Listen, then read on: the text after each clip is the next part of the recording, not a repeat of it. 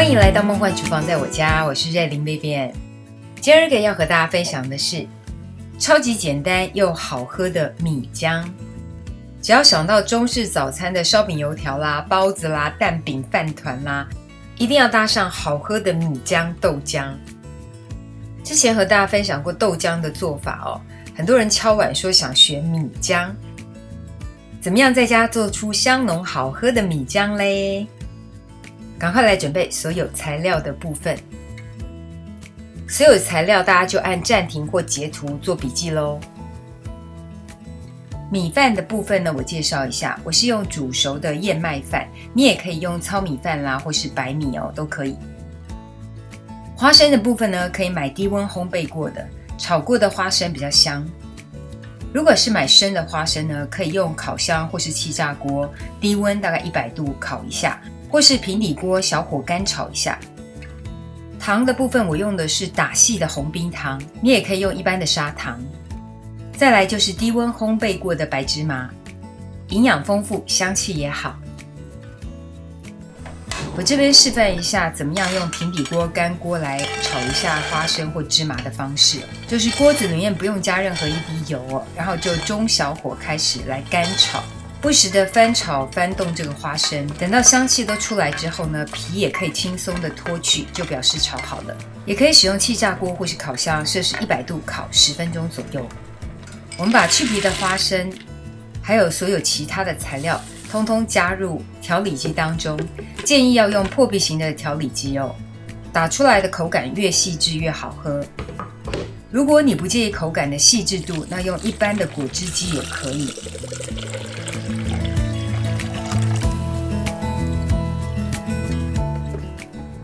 这个就像之前芝麻糊那片呢，有人问我说用一般的果汁机为什么喝起来渣渣的，原因就是不够细致。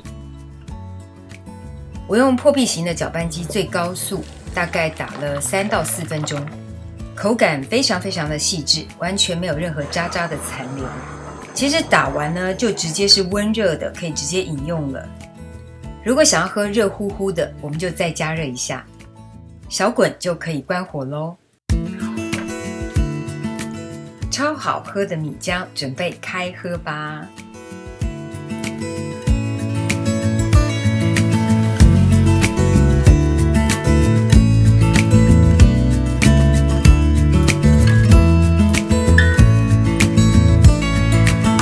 Maybe I never knew what I really wanted,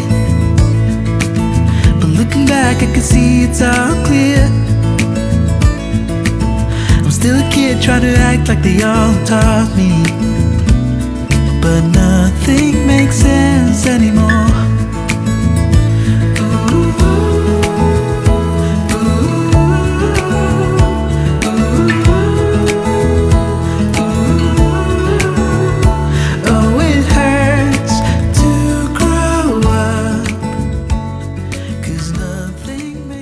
这个就是今天的食谱分享咯，如果喜欢别忘了按赞留言加分享，最新的食谱也欢迎订阅我的频道，更多的生活分享好物推荐欢迎加入我的 IG 跟 FB， 还有别忘了开启小铃铛，才不会错过最新影片哦。耶稣爱你，我也爱你，我们下次见，拜拜。 'Cause nothing makes sense, no, nothing makes sense anymore.